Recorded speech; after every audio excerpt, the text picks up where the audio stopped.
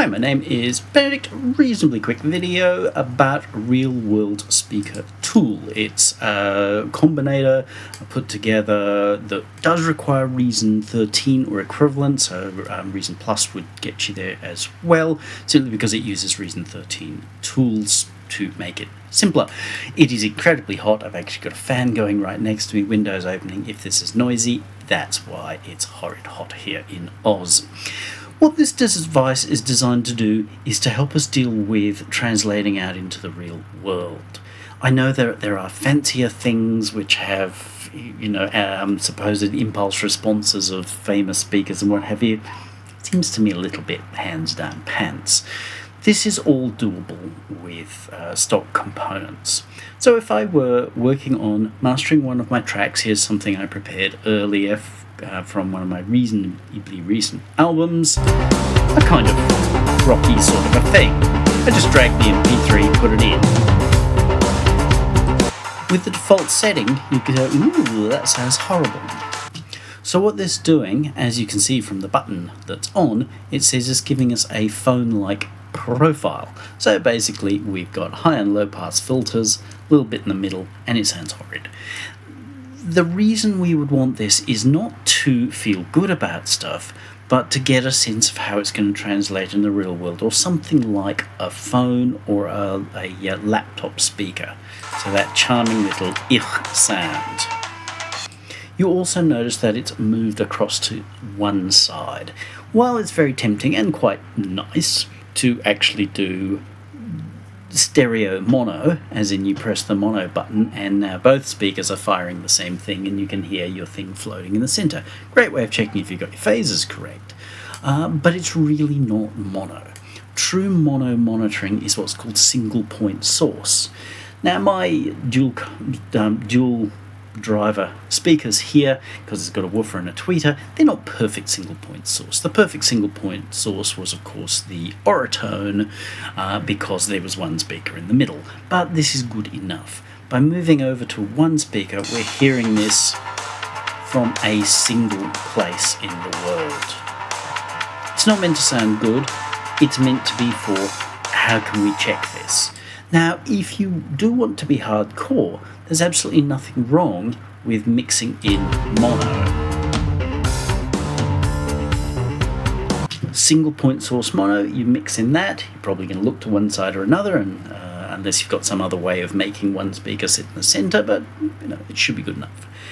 And you'll be surprised how you change how things go. And before you say, oh, but you'll get no stereo, it's like, well, you don't hear the stereo, but you actually learn to make great stereo when it opens up.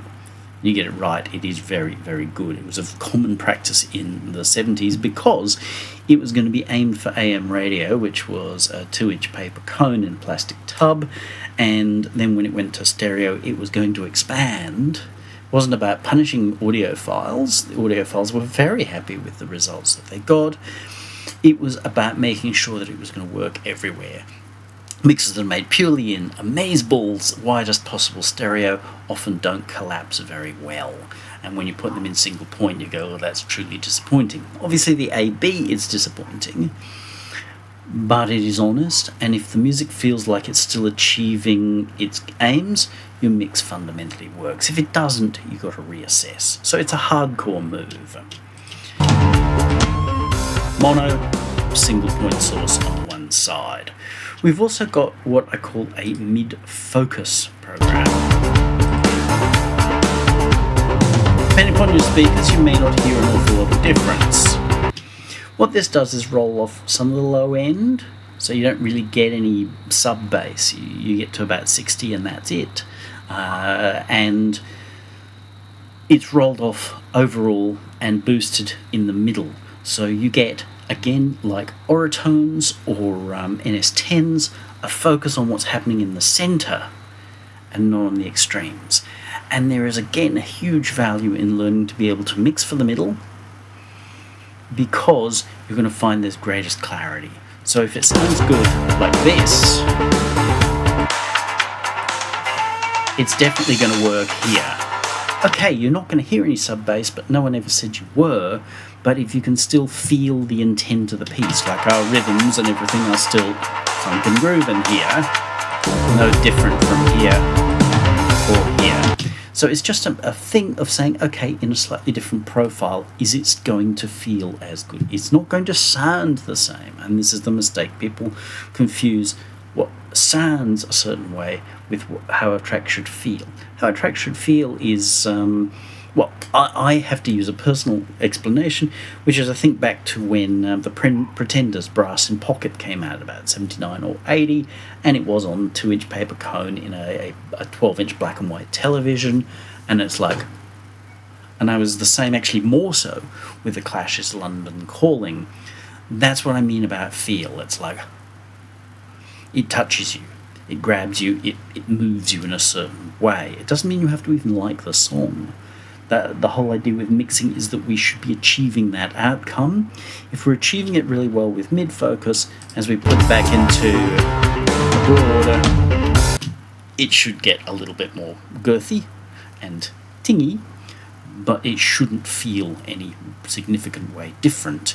It could improve slightly, but it's not about, can I hear this, can I hear that?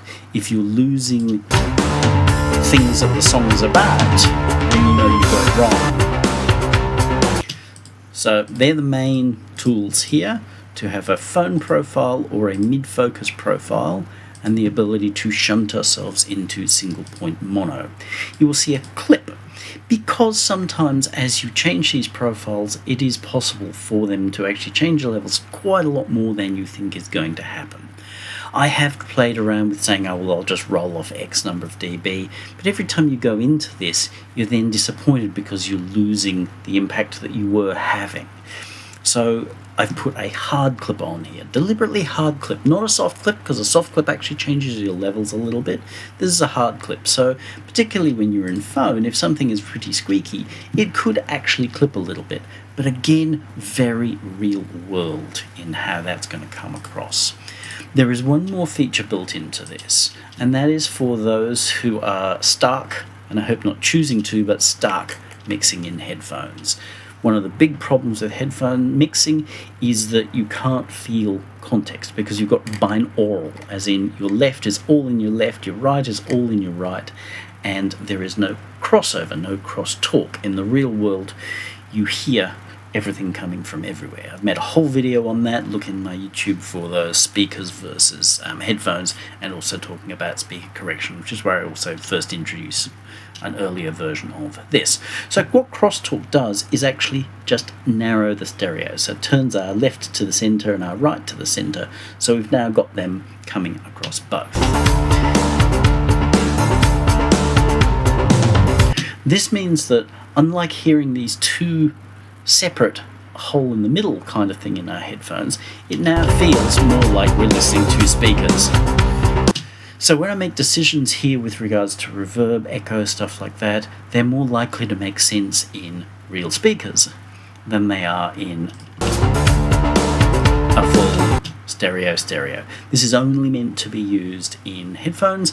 You may find a use for it in speakers if you're wanting to sort of say, oh, look, I want to see how this seems more like mono. People have got their speakers close together or you're far away or whatever, in which case, brilliant. So most of the time, if it's off, absolutely nothing is audible or happening here. Press the on button and go, okay, yep, I can feel like I'm hearing everything I should hear. Time to print.